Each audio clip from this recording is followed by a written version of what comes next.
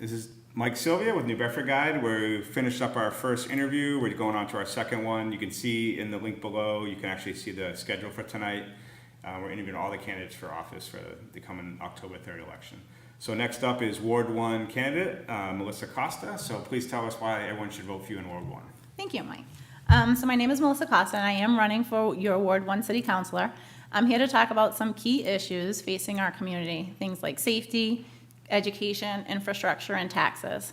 So who am I? I was born and raised in the Whaling City. I am the product of New Bedford Public Schools, Kearney Academy, Parker School, Keith Junior High, and New Bedford High class of 1994. I graduated from UMass Dartmouth, cum laude, with my bachelor's in sociology social services. Later on in life, I went back to Boston University and completed my master's in social work. I currently work for the Department of Mental Health in New Bedford as a children and adolescent case manager. And I'm also on the faculty of Bridgewater State University for the School of Social Work as a field instructor. I am deeply invested and involved in the community of New Bedford. I serve on the board of directors for the YWCA Southeastern Massachusetts, whose mission is to eliminate racism and empower women and promote peace, justice, freedom, and dignity for all. Through the YWCA, I facilitate racial justice and cultural competency trainings. I also co-facilitate youth police dialogues. That's where we bring city youth and police officers together to discuss community safety and how to make the community a better place. I also serve on the governance committee for the Greater New Bedford Suicide Prevention Coalition, whose mission is to build a network to save lives because every life is precious. Through the coalition, I facilitate suicide prevention trainings, especially in the schools. We organize city events. There's been a couple of citywide walks, walk around Bottonwood Park, a heartbeat event, events for survivors who have lost someone to suicide. And I also want to use this opportunity to talk about, we do have an upcoming movie screening, The S Word, that's going to be happening on Thursday, October 12th at 7 p.m. at Keith Middle School. I'm also a part of the Community Crisis Intervention Team. That's a collaboration between law enforcement and community agencies that come together for the common goals of safety, understanding, care, and services for people experiencing a crisis in their lives. I am the proud mother of 2 wonderful children.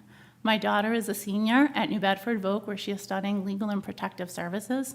My son is a junior at New Bedford Voc studying culinary arts. They are my reason for deciding to run. Just like you, I want my children to live in a community that is safe. In order for that to happen, we have to reduce crime in our neighborhoods. New Bedford has the highest crime rate per capita. Even though there was a 10% decrease in 2015 to 2016, it is still too high. Our city needs to be more invested in prevention. Police need more visibility in our streets and neighborhoods. We need to invest in community policing again.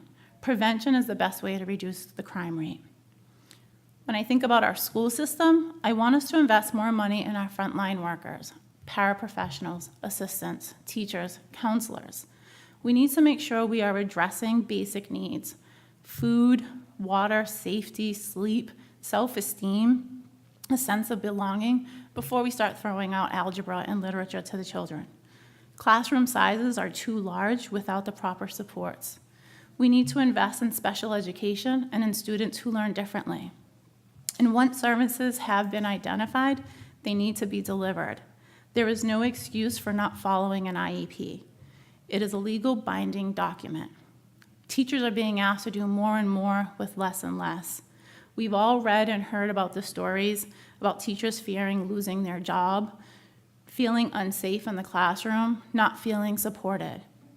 We have to improve the atmosphere and the climate in our schools, and that's when we'll start to see the improvements in our scores, graduation rates, and a better sense of community.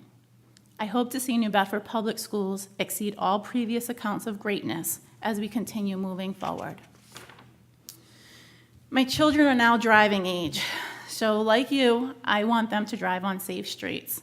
I worry about the condition of some of the roads they're driving on, that we all are driving on.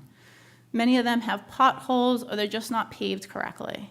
And when we have inclement weather, we need to make sure that the plows are out in full force cleaning all of the streets and roads. I hope my children are able to stay and afford to live in New Bedford and give back to this community. This year I purchased our first home, and like all homeowners, I'm worried about the taxes. When taxes rise, our families have less money to spend on day-to-day necessities. We need to rethink our tax structure. I've spoken to numerous small business owners, which is what makes up most of New Bedford's businesses. They all say the same thing. It is almost impossible to stay afloat in New Bedford. People want to live and build homes and businesses in the city, but they just can't afford it. As I've gotten older, I've truly come to appreciate and love this jewel by the ocean. We have beautiful buildings with such ornate architecture that we must maintain. We have a harbor and a pier that is breathtakingly majestic. We have an art revival that is second to none. There are festivals, feasts, and parades to celebrate the great diversity that the city was built on and retains. We are the Whaling City, and will continue moving forward. My name is Melissa Costa, and I'm asking for your vote in the Ward 1 primaries on October 3rd. Thank you. Okay, so we had a couple of questions. So Chuck Bailey says, what is your position in this city becoming a sanctuary city? So would you be for or against New Bedford becoming a sanctuary city? I would need to look into exactly what that means. What is the details of that? What is the definition of sanctuary city? How would New Bedford, how do they plan to roll that out before I make a final decision on that? Okay. Bonnie asked, what should be done about the taxes? What exact changes? So you did talk about taxes. Mm-hmm. What could the city council member, if you were a city council member, what could you do? I think we need to look at the structure of taxes. Single-family homes versus tenement family homes versus small businesses, large businesses. Look at where they all fall on the spectrum of taxes, and see where we can make some adjustments for that. And we have a question about the panhandlers. What are your thoughts on them? Is it freedom of speech? Do we do something about them, or they kind of leave it as is? So I'm a social worker, and so I truly believe, I've never worked with a child who has ever said, when I grow up, I want to be a panhandler, I want to be homeless. Something has happened to each one of them, and so I would like to see, they each have a story. If you don't want to give them money or food or anything, that's your right. You don't have to. You can continue to drive by, walk by them. Some people choose to.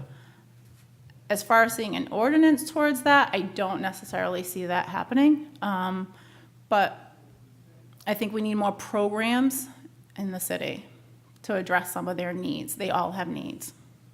So what's your number one concern for New Bedford? My number one concern for New Bedford,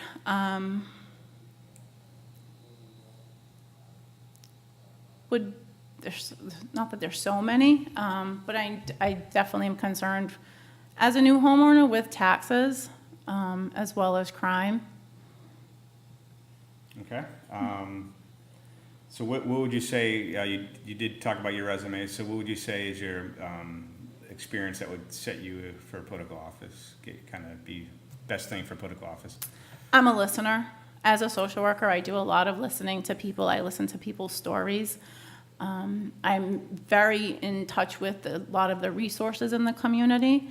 So getting people connected to different resources as a city councilor, knowing what resources are out there, and being available to them, being available to the people, listening to the people. So you always hear the negative. So what's the best thing about New Bedford?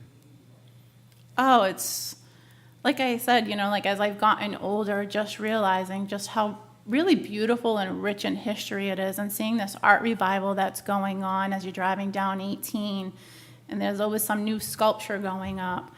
The pier, just, from far away up Union Street, and you look down and you see the water and you see the boats. Or driving down 18, there's that beautiful building on as you're heading south on your right-hand side that needs to be maintained, but just the architecture. We have truly rich history in this city, and it'd be nice to revive a lot of that. Okay, so we'll do a final question. So you did talk about crime being high in the city. Mm-hmm. What could you do to reduce it as a city council member? looking at the police budget and making sure that we have the number of police that we need for the population that we have in the city. Making sure community policing is involved. I think there's a, which is one of the reasons why we've come together through the youth police dialogues, is really making those connections. And so just presence. Whenever there's a police presence, crime will go down. Okay, so this was Melissa Costa, your candidate for Ward 1. Thank you. Thank you.